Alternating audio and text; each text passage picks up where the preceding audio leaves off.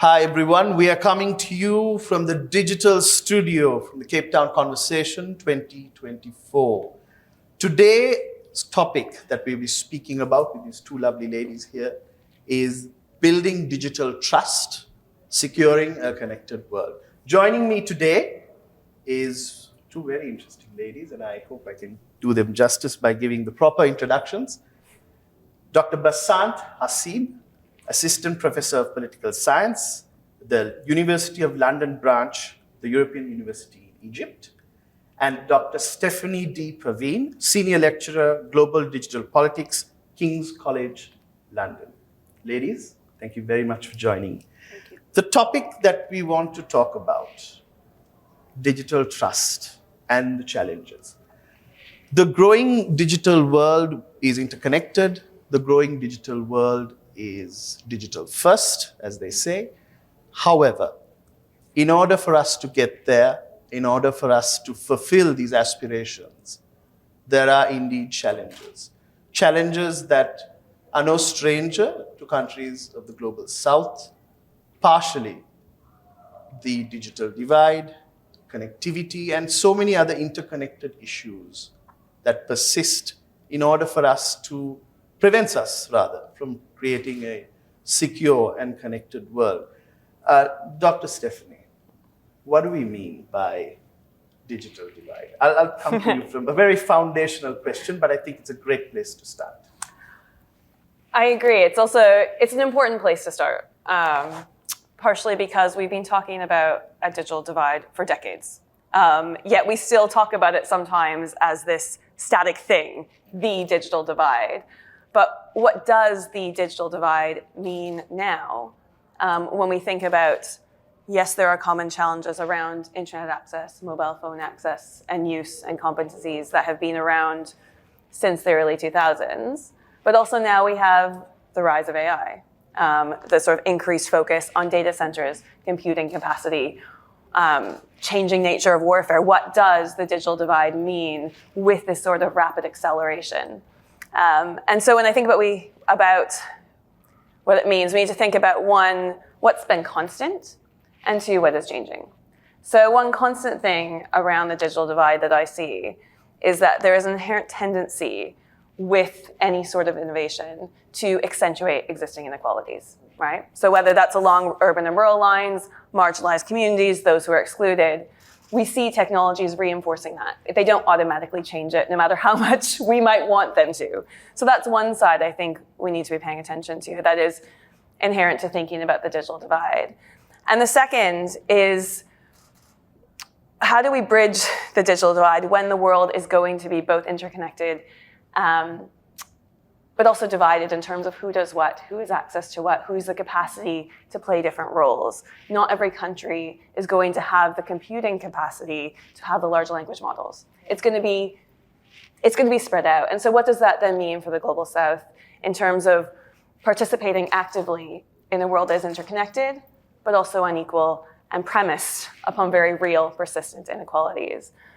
And so I guess my sort of opening statement for thinking about the digital divide then is that to think about it on that level, addressing continuity, addressing what is changing, one, we need to have these discussions with countries and people of the global south, or the global majority, together thinking on their own terms within this unequal world. And thinking beyond just getting people online and getting people the capacity to use digital infrastructure to how is it being developed? By whom?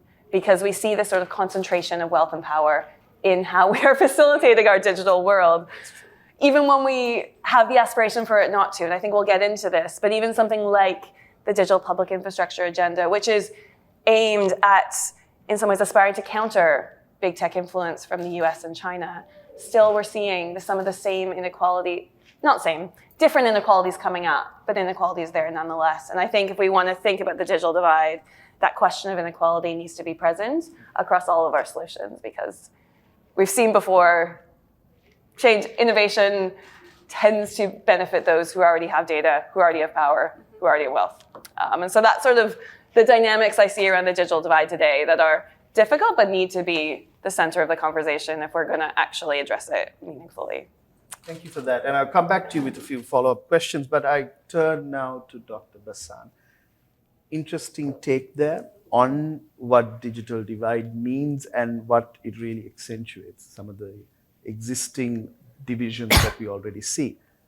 How are the challenges and what do we need to fix them in terms of frameworks or anything else?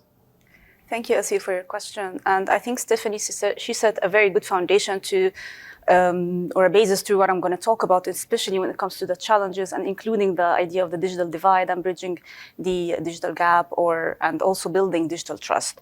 And she pointed to the digital public infrastructure, which is where I'm going to start with right now. When we talk about digital public infrastructure or digital infrastructure in general, we're talking about a tool or an enabler to achieve digital connectivity for economic, social, and political development of countries. Okay, so it should be secured, it should be interoperable, it should be inclusive, and it should promote equal access to technologies and services for everyone, and also it should be publicly accountable.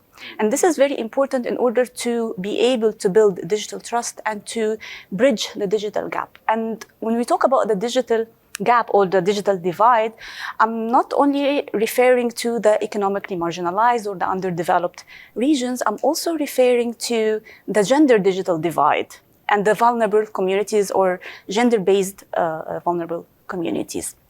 So, as you said, there are concerns and challenges associated with adopting digital transformation in general, including digital public infrastructure, which will impact accordingly the trust in digital technologies by the individuals, especially by the vulnerable groups, and it will impact these efforts to bridge the digital divide. When we look at these challenges, we will see that they highlight that the solution is to understand digital infrastructure as a system with multi-dimensions, including enabling regulatory frameworks, safety-focused technologies, capacity building in order to build digital resilience and digital readiness of states, societies, and companies, and also a multi-stakeholder governance approach to include public-private partnerships, to include the private companies, and most importantly here, civil society actors. When we look at the first challenge we have is that digitalization, it comes with security vulnerabilities. We're talking about privacy, data protection, and cybersecurity challenges. For example, we have government surveilling citizens, or we have the unethical use of data governance, whether by government agencies, whether by companies, commercial companies, or ICT, or those who provide the services, the ICT services themselves. We have crimes like commercial espionage, we have ransomware, we have the compromises of credit card information for customers of banks, hacking mobiles of banking applications, and identity theft. We also have the weaponization and the misuse of these technologies using these vulnerabilities, okay, to harm women and the gender-based vulnerable groups. And this actually is very important because it hampers it weakens the potential of digitalization in bridging the digital divide and in building trust. The other thing when it comes to technology vulnerabilities is the ethical and accountability challenges associated with integrating artificial intelligence in data centers or in data governance, okay, and decision making. And here, this requires actually building regulatory and technological frameworks or efforts that actually mitigate the bias in machine learning and in language learning models. This is the first challenge. The second challenge that I would like to talk about is enabling investment in the ICT and to support digital startups and small medium enterprises and actually build digital or encourage digital literacy programs and digital education. In many countries in the underdeveloped or the developing world, we can see that the regulatory frameworks and the digital and the business environments are crippling for digital startups and for the young startups and for investors. Exactly, in fintech, and for investors in cybersecurity and the ICT. with convoluted custom arrangements to import devices, with high taxation rates, and with also excessive bureaucracies. We also, the poor economic conditions and the low salaries in these countries actually pushes most of the talents, the cyber talents and the expertise to work elsewhere outside of the region as a whole. And this is very problematic. And here, what countries should do is that they could provide financial incentives for digital startups and or tax incentives for young small or medium enterprises, actually to encourage them to build their digital startups and to contribute to the digital transformation, and also to have a better regulatory framework that eases these bureaucratic restrictions for these companies. But here there is something that we should focus on, is that these regulations should not be too excessive to the extent that it results in technology companies or these digital startups focus so much on compliance, okay, rather than focusing on providing safety or secure by design technologies. They forget their overriding purpose. Exactly, exactly. The other thing is to invest in digital and cybersecurity education. These countries, especially in the developing world or the global south, should expand cybersecurity and the ICT to the educational sectors in schools or in universities, and should also provide digital literacy programs for the vulnerable communities specifically. And here it's important for the government to cooperate with civil society actors and to include the technology companies in these kind of programs. I'm just come back to you, Dr. Stephanie. You said something very interesting about artificial intelligence as part of the digital divide. And that aspect has been resonated by our colleagues in the Global South, that we don't want to be just users of this technology. We want to make sure that we are using this technology to help our people and to achieve our development goals. How do you reconcile the two? So I think a lot of what has been brought up already is important for thinking about how we reconcile the two. So one, there's sort of an obvious challenge, as I said, in terms of existing computing capacity, where existing data, what these models have been trained on, the corpus of data that exists is not in all of the languages of South Africa to the same way it is in the language I'm speaking now. And in my country, Sri Lanka. So this is the challenge, I think, when you talk to even, let's say, AI startups. They don't have access to high quality models. They don't have access to, let's say, the NVIDIA graphics chipsets, because maybe there are trade restrictions or maybe that's just too expensive. How do you figure this out? So I think it's one, the perspective that we take, and one, it's sort of mapping out the sort of thinking about AI from the data sets to the computing capacity, who's involved in that, to the large language models, to the applications on the back of that. And it's thinking smartly across those. So Sri Lanka is not going to be able to own across, but we need to think about the power dynamics at each stage. So with the data, there's obviously an inequality around the data that exists. I've been hearing some discussions about how India, for example, has an opportunity with the data that it has to input in and drive AI development from India. But it's not just about getting the data there, it's how we do it, around what privacy rights, and how is that protected through rule of law and institutions, right? So the data, we can balance it, there's ways around, but we have to have the access to justice, rule of law, rights of people, conversation there. Then when it comes to thinking about the computing capacity, we are again, sorry to use India as another example, we're seeing agreements forming between NVIDIA and various companies in India. These are already the big actors, whether they're in India or outside of it. So again, we need to be thinking about competition in that space. The large language models, it's going to be difficult to be thinking about every country doing that. But I think if we can think on the bottom end and then the application end about rights, building in the interests of people in India, people in Sri Lanka, we might be able to start to manipulate it in different ways. And it's about understanding that. And I guess the last thing I would say, and I always push for this, never get very far, is the transparency, but meaningful transparency. So don't just throw all the data at me in a way that I can't analyze it, but meaningful transparency about how these systems work. So that, for example, the language communities that are using AI models in, say, Tamil and Sinhalese can actually meaningful think about what's coming out of it and where it's coming from, and that those communities and actors, civil society actors of those community groups can input into it. And I think that meaningful transparency in languages and communities of the Global South is going to be key to then act smartly and politically across the sort of production, I don't know what's called, this sort of chain of development and innovation around AI. But it's tricky. It's tricky. That was insightful. Dr. Basant, I'm going to turn to you. You mentioned something very important, a couple of things, but I'll focus on a few things. One is capacity building and challenges, especially small states like myself, have in retaining talent, especially in cybersecurity. I'll give you an example.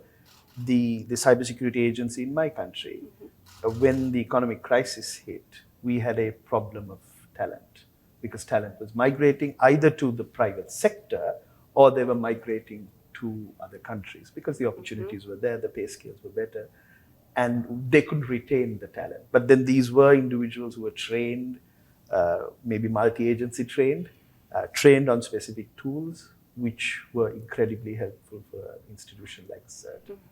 How do we tackle this challenge? I just want to first build up on or add few things on what Stephanie said that are linked to how can we tackle this problem of having these digital startups or the expertise running away. I just want to add something here is that we need also to focus on regulation that stimulates competition. Okay, and to avoid public monopolies and open the telecom market to public-private operators and public-private partnership, and try to have regulatory mechanisms in place that actually manage anti-competitive behaviors. Okay, this is very good for the small companies and these digital startups and the talents not to go away. Like I can see, I'm protected here. I'm not going to lose, okay, or fail because of anti-competition behaviors in the market. This is the first thing. The second thing is that we need to, as a state, we need to engage more with regional and international tech cooperative frameworks. And this is very important.